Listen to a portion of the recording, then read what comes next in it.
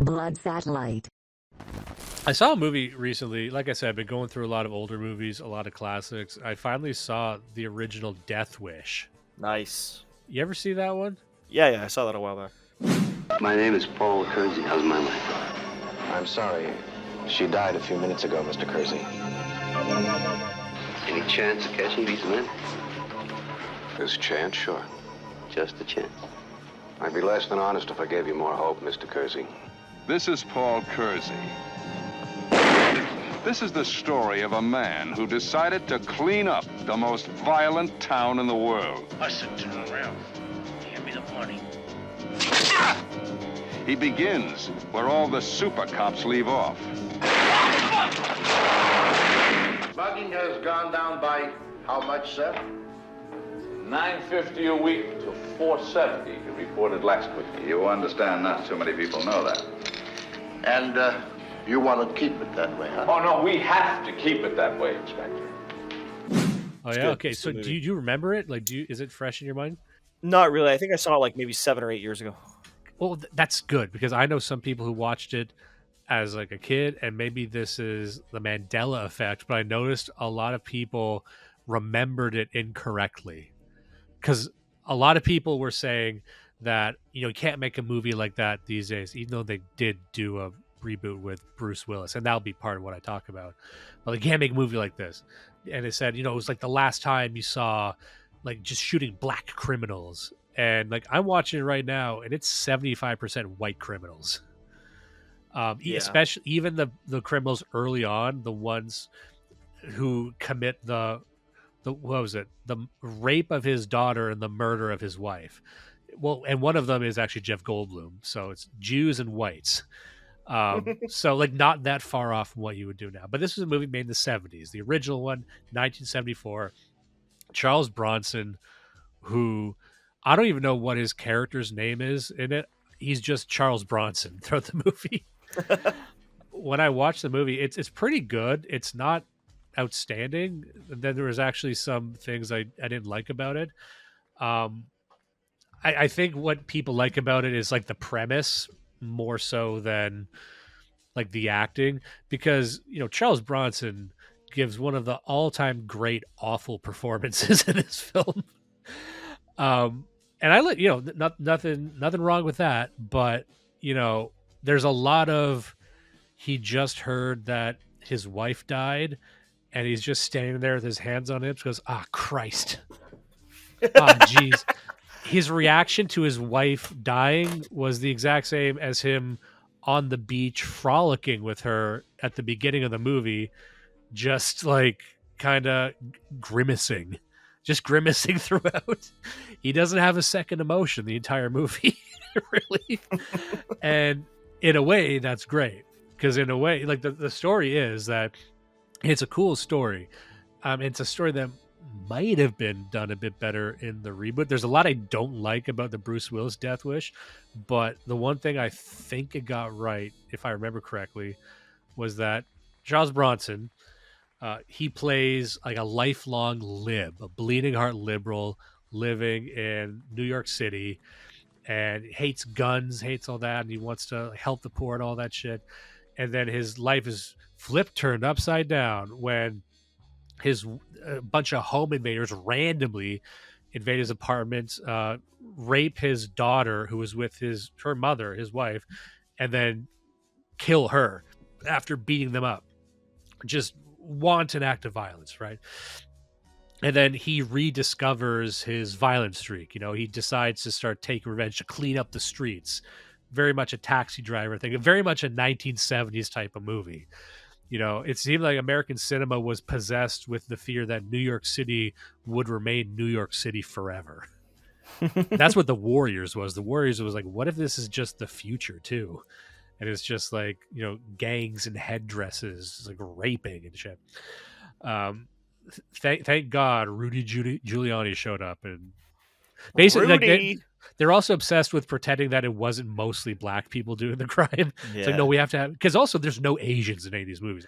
It is, even in New York City, like there's a fair amount of Asian people in New York City, but it's just black and white and like 50-50.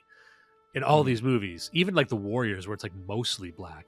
But then even like the police department in this is half black, and they go out of their way to show one of the guys smoking a pipe because that means you're smart, right? But the entire thrust of the movie is that Charles Bronson kind of rediscovers his violent streak, goes out in the streets and just starts randomly killing people, which is cool. And one thing I liked about the movie is he never catches the people who did these atrocious things to his wife and daughter. They're just not in the movie anymore. So everyone he kills in the movie is just a random criminal. And then it just ends. But you couldn't do a movie like that now. You can't make a movie, and that's what the reboot did with Bruce Willis. It's like the end of the movie, he has to find the same guys who did the first thing, and he needs to take them out. But this, like, you know, the 70s were a time when you could tell a story with, yeah, the bad guys got away and it sucked, and then he turns into a violent madman, and everything's better. Like, the whole point of the movie is like Charles Bronson stops being a bleeding heart lib, just chooses violence, gives war a chance, goes in the streets, and his life gets immediately better.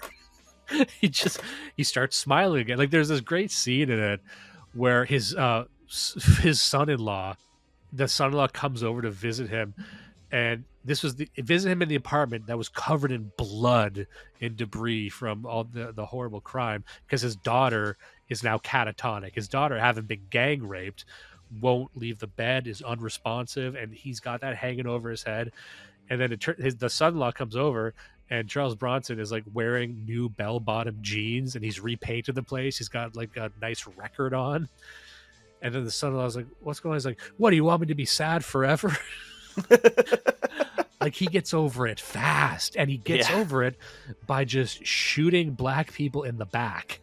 Right in the spot. Like, there's so many times in this movie where he shoots a man as he's fleeing. Like, he shoots one guy and the other guy's trying to get away, and just goes out of it, chases him to shoot him in the spine. And I'm like, that's what I love about the movie. I love that it's just unashamed violence, and the story is that he did nothing wrong, and it's cool that he did this. Yeah, it's cool that he went out and just started shooting guys with switchblades and guys who are like, There's two elements about it that I like compared to the new one, which you already mentioned. One of them is the fact that he does seem like, and this is something that's missing from not just the modern version of it, but all modern films that have like a renegade anti-hero, like what do you call that? Like a vigilante, right? Like the vigilante in the modern films is usually like tortured, and I'll always be a ghost, a shadow of my former self, but this is the least I could do. Like, no, he's cool. This actually makes up for it. I'm good now. I'm going to Cabo. It's awesome.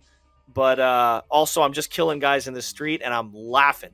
And so it's like it's so he my actually life feels rules now. Yeah, it's like, damn, my wife is dead, and that sucked. But also, cleaned up the streets. I feel a lot better. Shot a bunch of thugs in the back. They're dead. I feel great. Never felt better. I mean, I love that. Like, that's the thing that you don't do anymore. Not that they can't, but that's almost a moral thing where it's like, well, you can take revenge, but it's never going to make up for your loss. Well, I don't know. Do you know? Have you tried?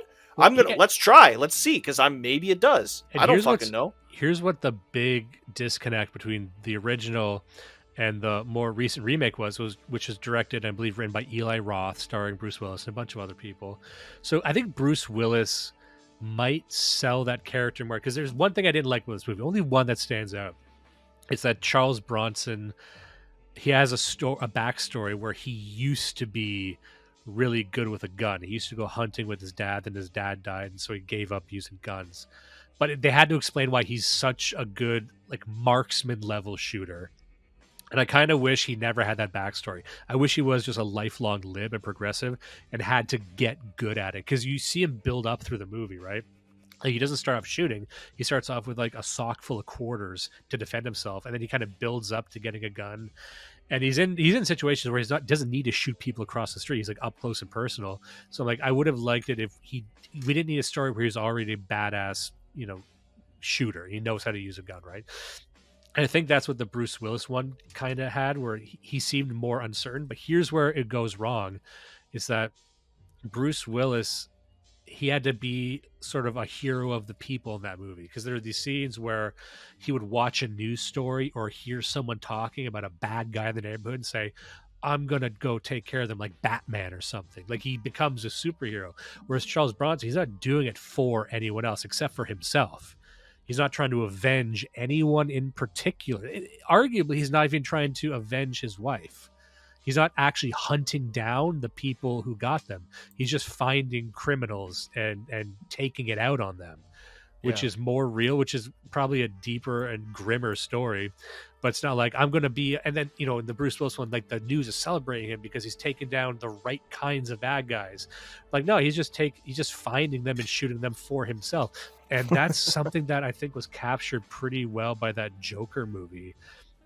Because you used to see movies like that in the 70s, and they correctly pointed out that Joker was an homage to a lot of older movies. But I'm like, the story of Joker just being in it for himself and becoming a populist hero, but at the end of the day, he doesn't give a shit about any of that. That just kind of formed around him, and he's just on his own selfish journey. That's what Charles Bronson's on. And the TV saying, like, oh, we got a vigilante in the streets, and he hears the news, and he kind of likes that, but he's not taking orders. He's not trying to. He didn't overhear a black child say, like, "Oh, my brother was killed by this drug dealer." Then he goes and finds the drug dealer. He's more like the Punisher, because the Punisher would shoot a gang leader or a shoplifter equally. Sort of like a Dirty Harry. Like, he's the Dirty Harry, another character like that, where you're meeting crime with violence, and the violence is portrayed as being not only acceptable but exciting and cool. Yeah. And like you said, like, that's the story I wish we had a bit more of. And I haven't seen any other Death Wish, so I bet it gets more extreme as we go. But just this first one, I thought, but like, the one thing I liked about it also that made it a bit of a more complex movie was his relationship to the Western. Like, there's this theme of like old Westerns in there. Like, he goes to like this old Western town and watches a show where there's a gunslinger, and like one of the last scenes is him like wounded and confronting just a random criminal he was chasing and trying to like do a gunslinger duel. So like, there's like cool themes, and within that, if you wanted to dissect the movie, it's like the modern 1970s man trying to reclaim an earlier America. Whereas now we're almost trying to reclaim a 1970s vigilante America. He was trying to reclaim like an 1800s America of like the man in the white hat. Yeah. So our relationship with Charles Bronson now is like, his character is undergoing the same nostalgia and callback to an earlier time. No, I like I said, it's been a long time since I saw it, but I remember watching it and thinking that it's fucking cool. I didn't even know at the time that there were more than one. I don't think I've seen the new one or any of the the original sequels, because I think there's a whole bunch of them. But I think the reason I watched it the first time was because somebody had said there's Jeff Goldblum is in it, and I just thought that was. I think it was supposed to be. It's the first like Hollywood film he was in. I love that. He's like a crazy rapist. I love the idea that you watched the movie because of Jeff Goldblum. You know what it was? Because I went through a kick. It's probably close to 10 years ago now that I'm thinking about it. I went through two kicks. One of them was watching old classic sci-fi, and the other one was watching like old goofy B movies, like this, and well, they're not B movies, but like this type, like Dirty Harry and Bullet and stuff like that. Watching a whole bunch of those. And I was just going through and trying to get like the Cole's notes, who watches these and what's like the story. And that was the thing I came back with on this one, was like, oh, this is the first film Jeff Goldblum was ever in Hollywood. I'm like, oh wow, that's cool. I like Jurassic Park. All right, let's watch this. That's so fucking funny. Another funny thing is that like I'm doing the exact same thing every single one of our guys did. Maybe this is the exact same thing our parents did, or even our grandparents when they saw this movie for the first time, because they've all seen it. They're looking at the screen going, so is he like Mexican or Portuguese, or he looks maybe half Asian? Like, what is Charles Bronson? Yeah. I could, like, the entire movie, like in different scenes, I'm like, he kind of looks like half Japanese maybe. He's very wrinkled and leathery, but I think that's not, a lot of that's not genetic. It's like the style of dudes in that period. You know what I mean? Well, also, I'm looking at like younger Charles Bronson. I'm like, oh, he looks like a completely different guy. Yeah, exactly. That's what I mean. Like, he aged like a fucking a pear out in the sun. Like he's fucking grizzled even in his early 40s. Yeah, he was born in 1921, so I think every guy just ended up looking Hispanic by the time they died. Part of it is the mustache. The pattern of his mustache makes him look like a Mexican gunslinger. But yeah, young Charles Bronson looks like John Cena or something. Hey, I took a second to look him up.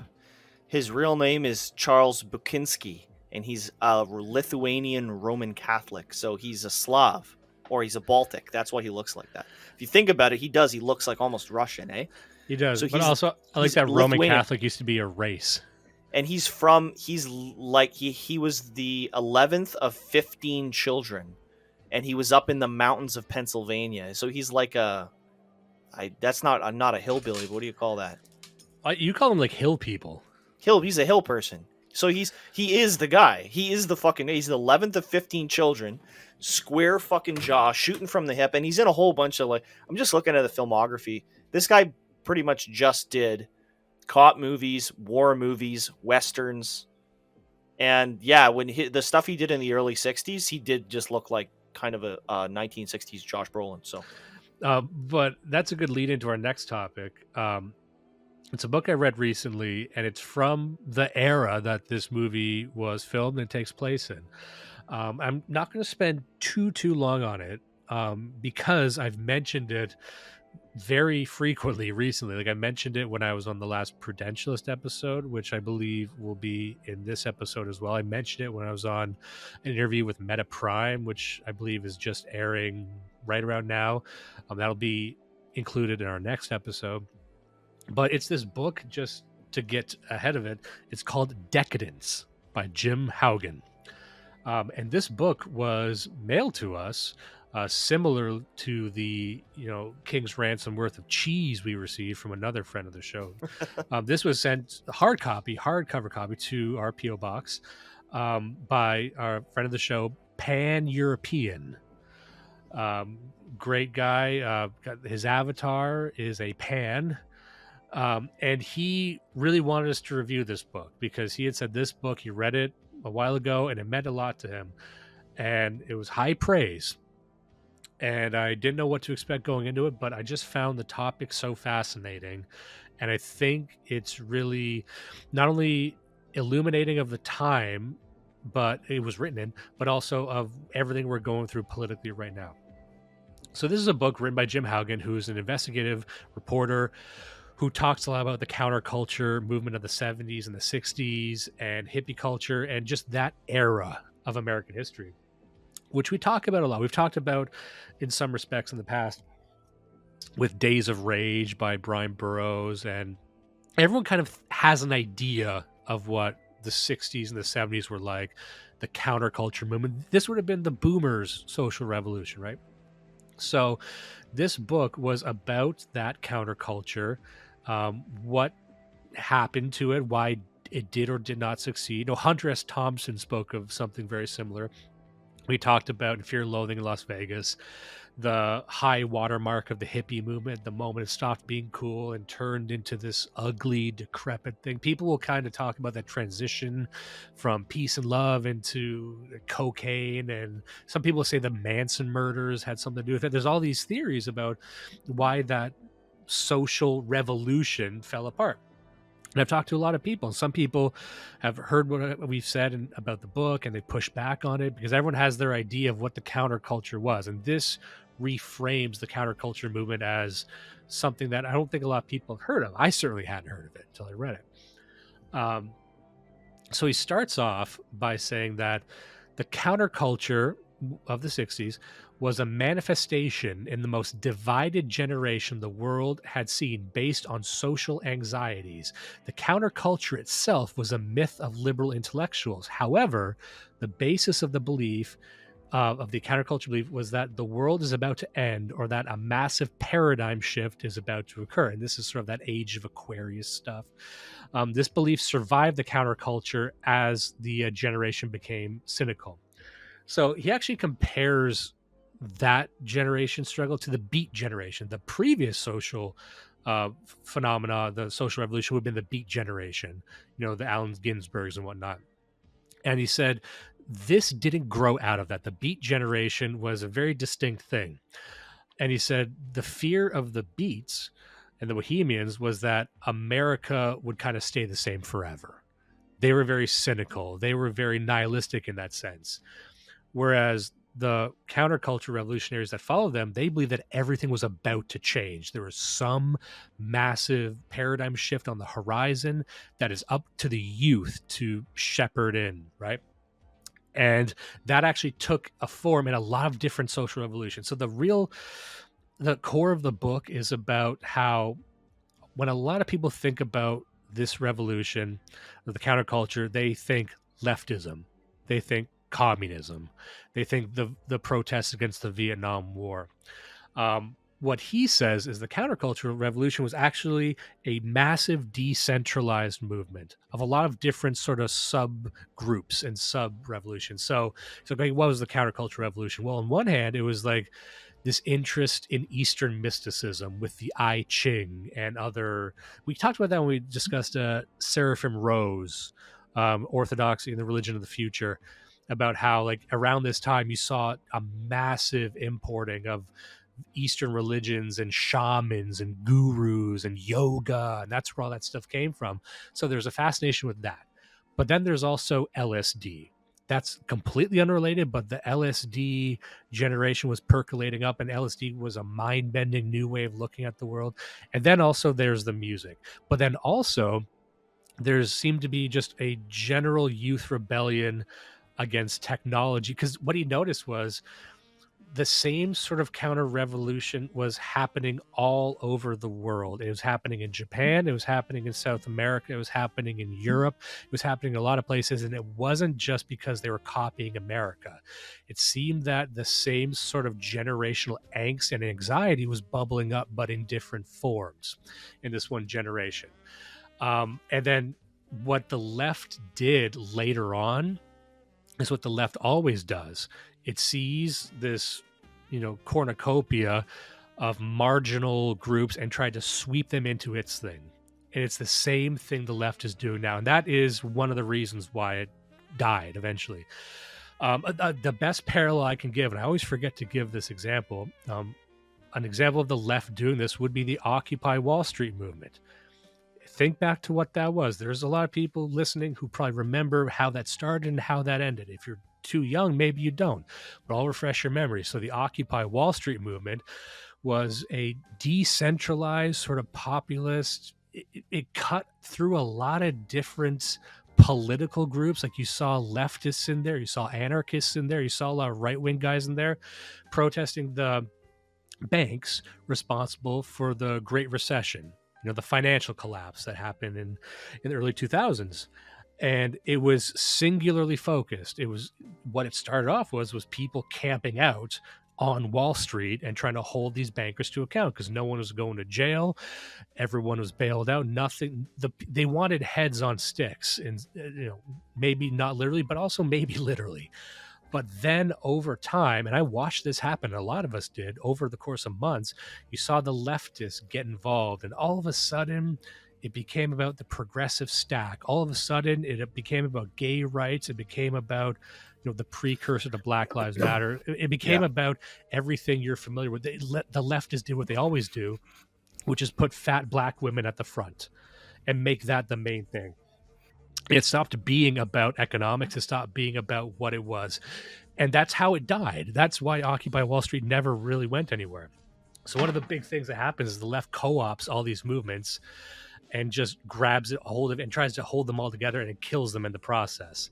But the argument was that the counter-revolution, counterculture was just this populist upheaval that took a lot of different forms, and it wasn't just allowed to mature. However, what he points out, and I'm kind of getting ahead of myself here, but I've discussed this on the other episodes, what he points out is if the counterculture revolution of the 60s is almost beat for beat and line for line what we're doing right now in this thing called the dissident right, up to and including getting into weird esoteric literature and how that movement sort of progressed from mysticism and esoteric stuff to practical technique and how, if you look at how the hippie movement was starting to evolve into, not fall apart yet, but evolve into, was they were all talking about getting compounds and going into the woods and building parallel societies. And they talked about LSD the same way we talk about DMT now. Like almost the exact same evolution was happening up to and including creating parallel societies. So it was very interesting to me to look at this. Okay, where did they go wrong? What can we learn from that? And I'll get to that in a second, but that's something that when people think of the counterculture, they don't really think of that. Like, we're doing something different. Well, what we're doing isn't entirely different.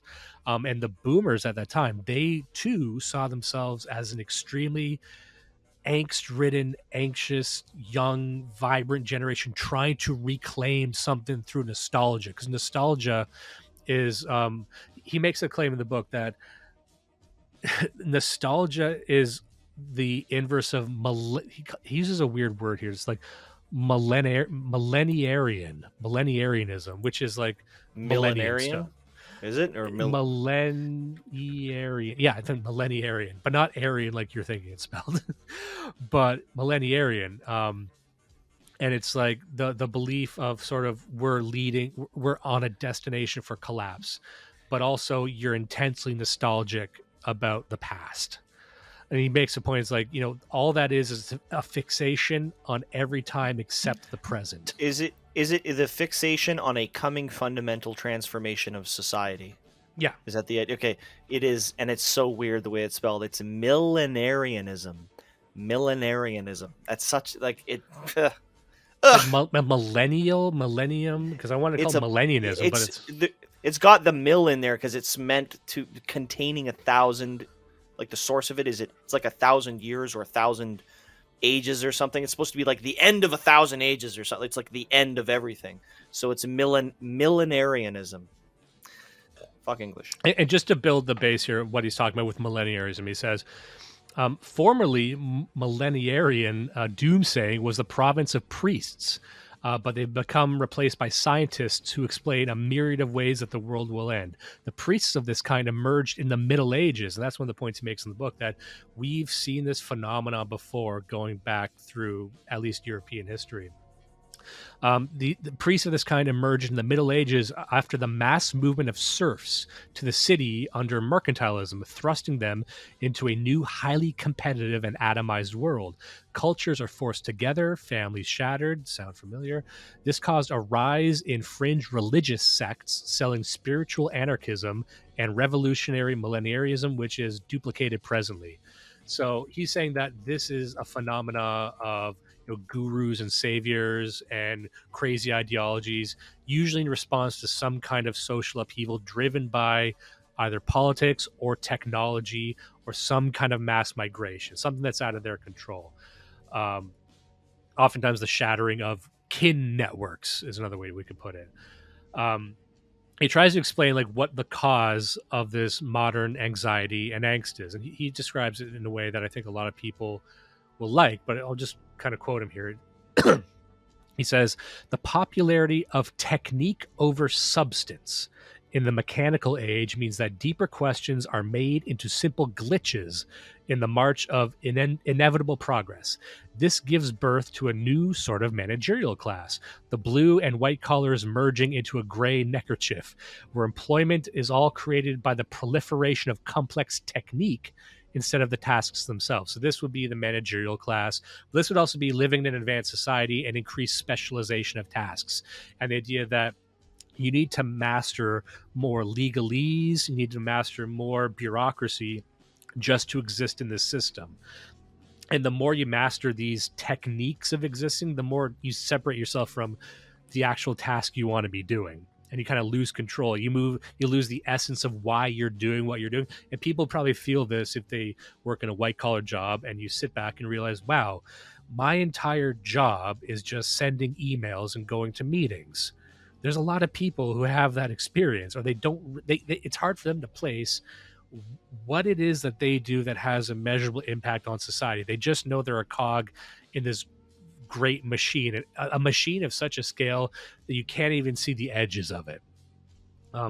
He says techniques have a long memory and never go away on their own, increasing in complexity and symbiotic relationship. And we were just talking about HR, like HR, that the creation of that role creates increasing complexity in every organization, and complexity breeds more complexity.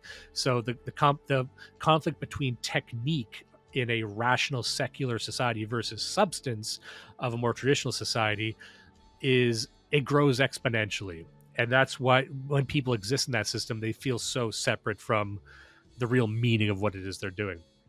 And he says techniques are actually capital itself. You can forego them purposefully, but society is based around their mastery. It is the desire for increased efficiency and progress without an endpoint, which results in increasing specialization and increasing complexity. Because technique is rational in nature, it is never created or controlled by anyone in particular. They only seem to give birth to it as midwives. So it's meaningless to speak of human control when technological or techno innovation is concerned. And, I read that and it reminded me of when we discussed the recent book Neurotechnology and National Security and Defense. We talked about any technological development. When I hear people talk about developing neurotechnology or any sort of technology or even dangerous diseases, there's this idea that, well, if we don't develop it, someone else will, right? Well, if we don't develop these and get ahead of these viruses and master these viruses, any concoction that our minds can come up with, then the Chinese will do it, the Russians will do it, someone will do it. So we almost as if it is going to be the idea that something will be discovered no matter what. I think even Nassim Taleb, Nicholas Nassim Taleb, he talks about sort of black box technologies. You kind of spatialize the whole field of discovery. Like there's certain technologies that are bound to be discovered eventually, no matter what. But that almost removes human agency from it. Like you can't choose not to discover something because it will get discovered. You just need to be one that discovers it.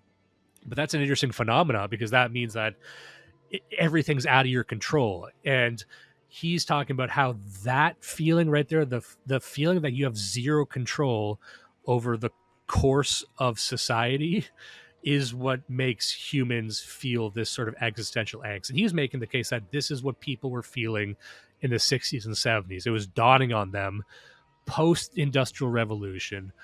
We've gotten used to living in a mechanized, specialized society, but we got this sense suddenly, like McLuhan would describe this, like we've extended our senses and we've numbed ourselves, but we just got like a flash of awareness, like, oh my God, I have no control. I don't know where this is going. I have no control. How the fuck did I get here?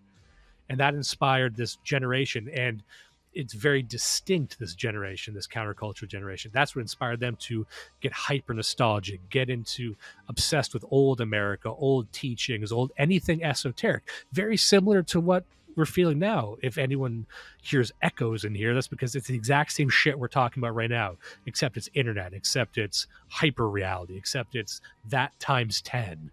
It just kept going, right? Yeah. He says here, an example of this would be the automobile, which revolutionized society.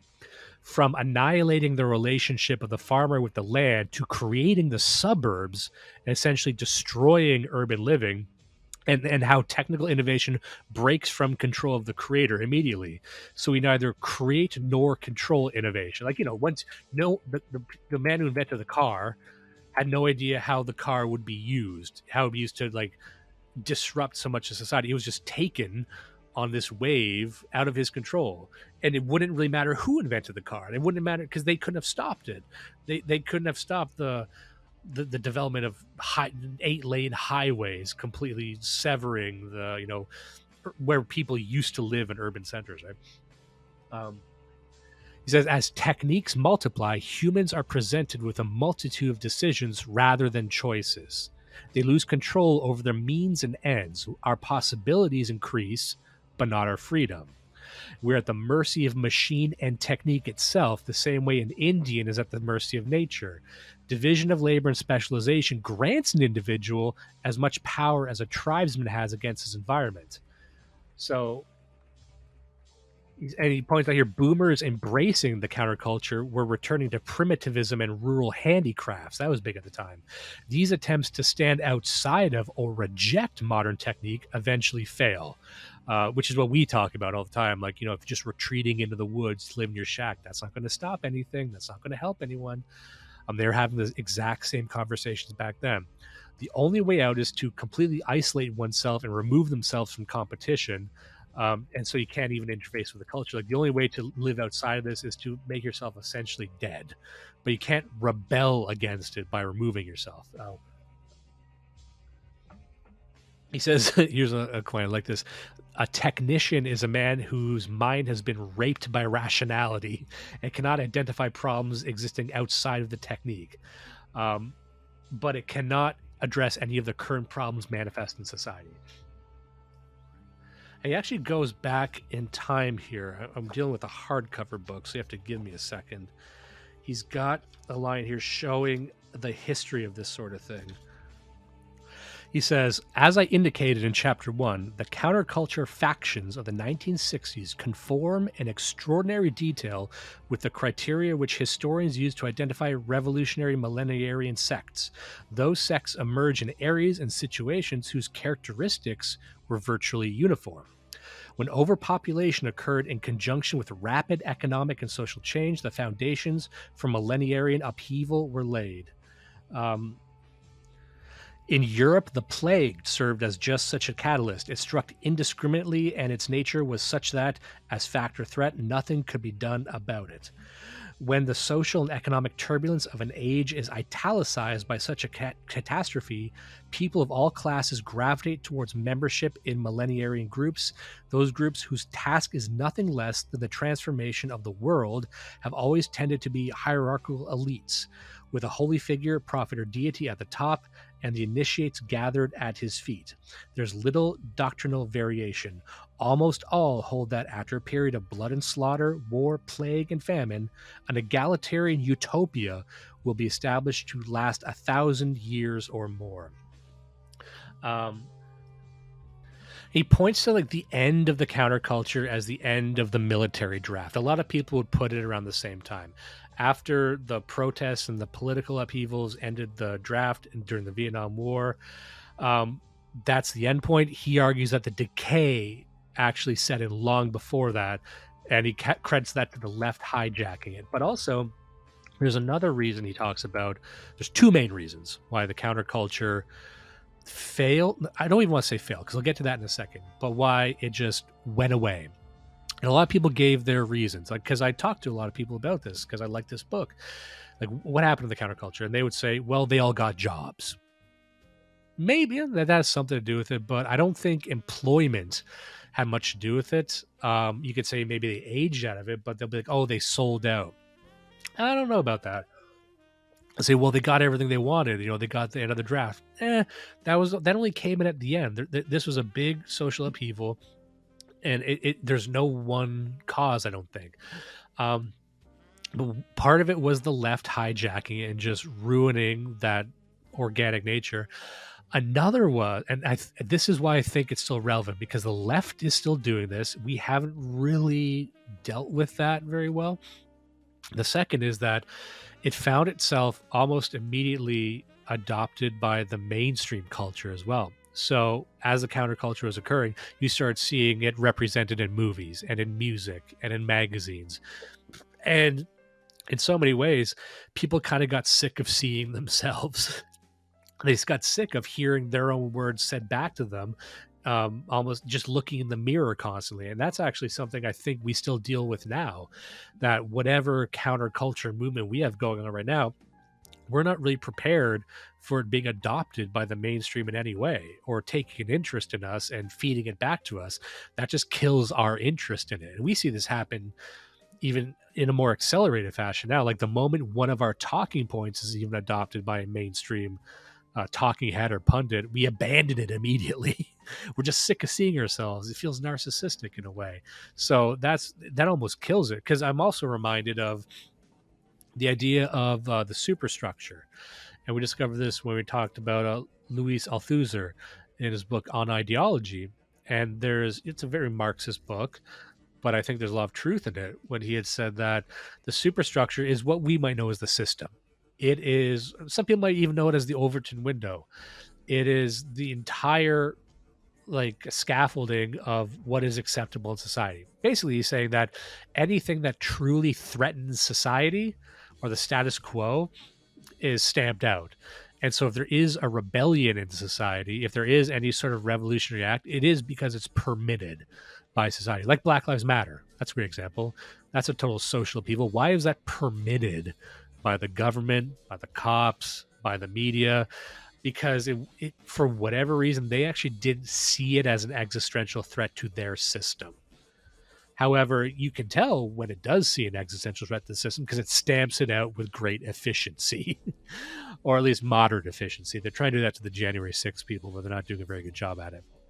But there is like an acceptable level of counterculture in society. And so it's not really revolutionary if it is co-opted by the system itself. And there's a lot to be said that maybe that's what happened here. And I don't think we've really solved for that. We don't know that will make us inert very fast. Those two things. He says right here, what also killed the counterculture was the narcissism imposed by the media, forcing the upheaval to behold and copy itself, thereby becoming a simulacra immediately. It was forced into commoditization. This will tenfold affect future dissident movements. What happened here, in my opinion, of the counterculture isn't even necessarily that it failed or went away. And this is perhaps when I explained this to Pan-European, the man who gave me this book, he said this was probably the most black-pilling interpretation, but it ties into the superstructure theory that I was just saying, was that none of the social subgroups or the movements within the counterculture actually did go away. They were all just absorbed by the mainstream culture. Acid didn't go away. LSD was supposed to unlock consciousness. We talk about it the same way we talk about DMT now. It's a mind-bending experience that exposes you to machine elves and other dimensions of being. And now that is just something that tech CEOs microdose to attend meetings better. Did bell-bottom jeans go away? Not really. Did the music go away? Not really. Did our interest in Eastern religions go away? Not really. Now yoga is just something, moms do. My thing is the counterculture didn't actually go away. It's still with us, every single aspect of it. In fact, that is how you get a Steve Jobs. That is how you get jeans in the office and sneakers. Those are the same people. That's that exact same generation. They took it. It won. And it was just adopted in the system. Watered down and co-opted and integrated back into the system, like folded back into it. That is how you get Steve Jobs wearing denim and sneakers and a turtleneck as a CEO and founder, giving a PowerPoint presentation where each slide is Gandhi, Martin Luther King, Nelson Mandela, all these heroes of the counterculture. It's there. And I think we're not prepared for that. We're not prepared for the commoditization of our revolution. I really don't think we are. I don't think we're ready for like when the mainstream just takes all of our talking points and takes like the great replacement and commoditizes that and just removes it of all its teeth, and we quote unquote win. We actually get into the mainstream society, and then nothing really changes. And again, I don't know what specifically to do about that. When he kind of goes into it, and this is where he gets in the title of the book, Decadence. What does he mean by decadence? Because when you hear decadence, you probably think of, a spoiled boy prince eating chocolate upon chocolate, right? Ordering slaves to fight each other. That's not decadence. Decadence is our response to cultural decline. Decadence is a self-consciousness taken to a pathological extreme, a narcissistic awareness that shakes the relationship with self. Now, for younger listeners, you might know this as being meta. You see this a lot in our spaces where everything is analyzed and analyzed again and repackaged. Every meme is dissected and compared to history and esoteric teachings. Like our self-awareness in Western society is to such a degree that we don't know how to exist unless we're also standing outside of ourselves. And I'm just as blamed for this as anyone, as are you. I'm going to recount the story he told us. I said this on other interviews, so people forgive me. They're tired of hearing it. But the author, Jim Hougan, he mentioned an anecdote where he was tired of living in America. He had to get out, So he goes to Ibiza.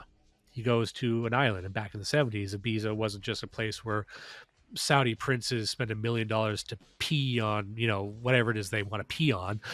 This was just like an island paradise. And he went there and he was like, no one has phones here. There's no technology here. It's a real getaway.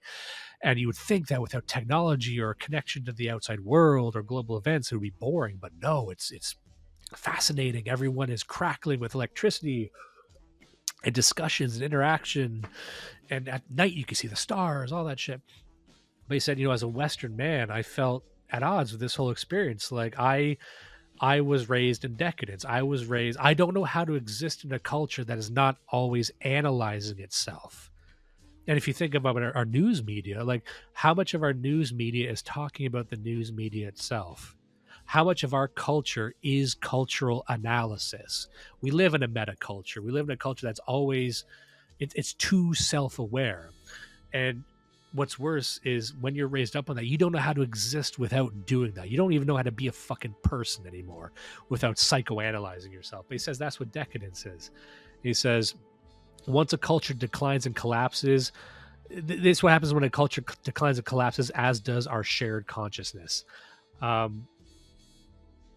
He says, and this is what I was just talking about, an American expatriate in another land feels tense after a lifetime of accumulating tactics of decadence, like a soldier in between wars. And here's just a line here that kind of summarizes. He says, totalitarianism will arrive in America through delegation granted to the administrative state through a succession of crises that result in permanent meta-crisis rather than arrived at through deliberation or willed by the people. It will be seen as a logical response to extreme circumstances each time. Think COVID. All politics can effect is a change in management. It can never solve or reverse the problem. Like Frankenstein's monster taking over the laboratory, he can reproduce the problem to his benefit, but never address the deeper problem of his own creation and existence. And that was like a fucking thunderbolt hitting my head. I'm like, Jesus Christ. That just even that imagery was like, yeah, I can take over the controls of the machine that produced this existential malaise, but I can't really, unless I tear it down in a sense. He says, a revolutionary must become an enemy of the people, an accelerationist that attempts to destroy or weaken the economic system that keeps people so docile. This will allow the real revolution that we need of making technology subservient to the people rather than the other way around. So this isn't an anarcho-primitivist guy. This isn't a Ted Kaczynski guy. This isn't like we need to smash the machines and go back. He's just saying we need to make the machines subservient to us, whereas right now it's the complete inverse. We are just we are reproductive organs of the machines. And if you remember, when I spoke to J.F. Garepi and we discussed his book, The Revolutionary Phenotype, that's a really extreme example of where the human body, the human reproductive system can become simply a reproductive system for some other greater entity. It's not just AI. That's what people are thinking. So I would recommend people go listen to a review of The Revolutionary Phenotype if you want to hear a worst case scenario of how this can go, but to go into more detail about how this could spin out of control very fast. But he says, neither revolutionaries nor intellectuals will lead people to the sort of broader counter-revolution that people experienced in the 1960s. You need a mass refusal, and it need to be organic in nature and a broad rejection of the system from the people rather than just an acute rebellion or a reform movement cloaking itself as a revolution, which is what I think we're seeing in a lot of cases. And that's pretty much all the last part of the book, saying what it needs to go going forward. Now, again, this was written in the 70s. There's subsequent books that he wrote that I think might have addressed more modern problems, but I think a lot of what he was talking about is extremely relevant right now. Now, what do you think about all that? It's the sort of stuff I kind of suspected, and it's interesting to hear that somebody not only had thought about it a long time before, but had put all the pieces together. It's really cyclical, isn't it? That's wild. It is, and I don't know what to do about it. And it might sound defeatist or blackmailing, but I do think, he offers some suggestions near the end of what to do.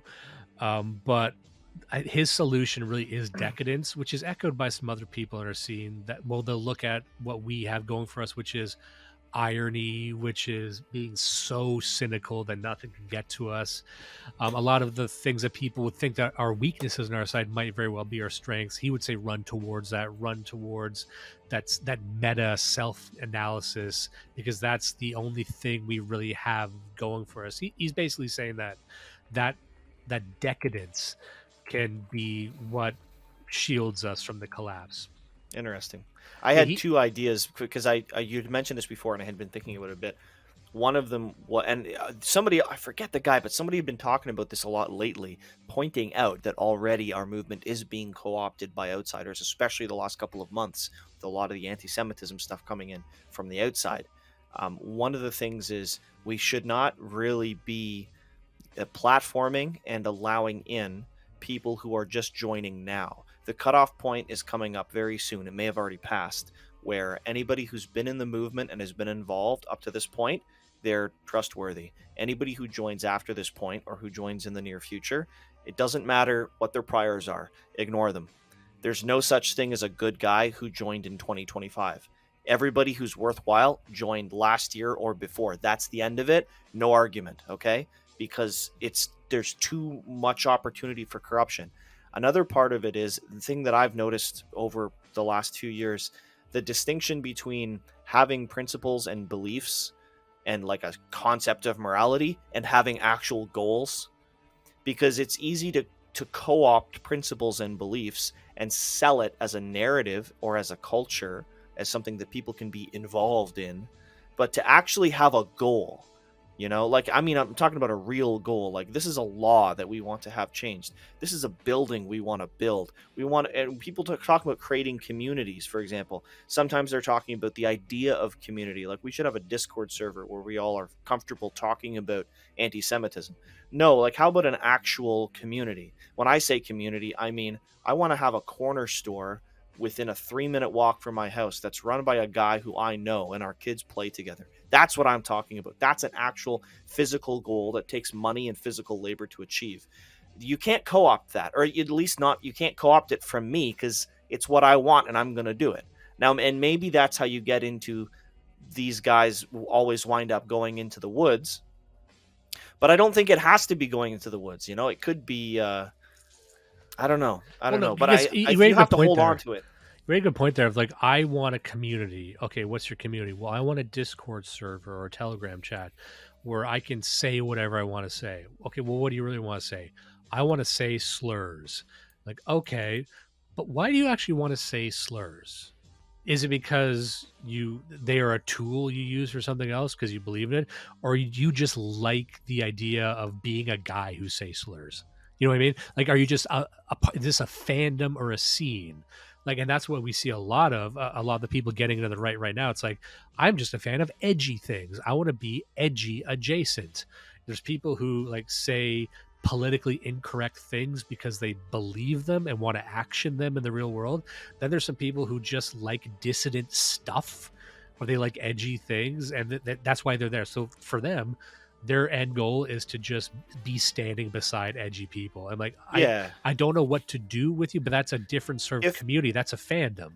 Yeah. If I could physically live, like locate myself geographically in a community that was isolated from the rest of the world, that maybe wasn't rural, maybe it had 10,000 people in it, but those people were all my brothers in terms of faith and culture and race, and we all got along, I don't think I'd ever say another slur in my life. I think I would be the perfect white picket neighbor, and I that's who I want to be. I wasn't this guy 15 years ago. I don't want to be a mean guy. I don't want to be a pariah, right? I want to be happy and be around people who I love and who love me. So, and that's the goal. And it's never going to, I said that ironically, it's never going to be Discord, right?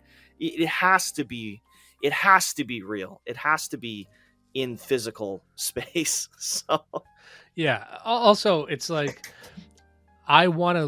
my goal is to live in a world where I don't know any of this gay shit exists. But then there's some Right. people who just want to like complain about gay people. Like, my perfect world is I don't know any of this gay terminology that they've implanted in my head. I don't want to know. Like, I had a former coworker who was a very meek but flamboyant gay man, and he just we had the entire office had each other on Instagram, and so I got to see. I don't go on Instagram that much on my personal account, but every so often I'd see him, and it's like him with his fucking partner was like 600 pounds, but every photo they took together, it's like hashtag bear and cub and hashtag fetish shit for them, like on the beach, walking on the stones, at a store, at a fucking totem pole, bear and cub. Like, I don't want to know what the fuck that means. I don't want to know what like fag animal shit you've hashtagged. I want to live in a world where that sounds so surreal to me. Like, it sounds random, but I actually know what he means by that. I know that anthropomorphic nonsense, and I want to live in a world where I don't know that. That's my goal. It's not to be, there's people who want to start a real life community. Then there's those who want to hang out with the people who want to start in real life communities. Those are kind of the people we're talking about, the edgy adjacent, or like the people who are in it because the Overton window has just shifted, that they got dragged along with it. Those people can be around. I just don't need them, because those people would probably stab me in the back. And you can hear these people when they talk. I was doing something I shouldn't do. I was listening to Destiny. Every so often a clip comes across my desk, and he was actually complaining about a type of person that I've seen before, but I didn't know that other people had noticed them. The question was like, who are the people you hate to debate against the most? And he's describing this sort of like leftist progressive person who is like, coming at him, taking a position of being like pro, trans rights or something like that. He's like, why are you pro trans rights? And they speak in this sort of like vocal fry, aloof, raising your sentence at the end, kind of like, because I'm a good person. I don't like, why do you like, okay, so why do you believe this? Why do you not? I mean, I just like good things, and I guess you like bad things. Like, it's a combination of Morgoth's hatchling thing, where you're always acting confused, but also acting like it's absurd that you would believe that, and like the naked simplicity of your position should be apparent, but you want to debate people with it. Like, there's that personality. That guy, I hate that guy, but there's our version of that too. Do not let the rapists win. Listen and love Blood Satellite.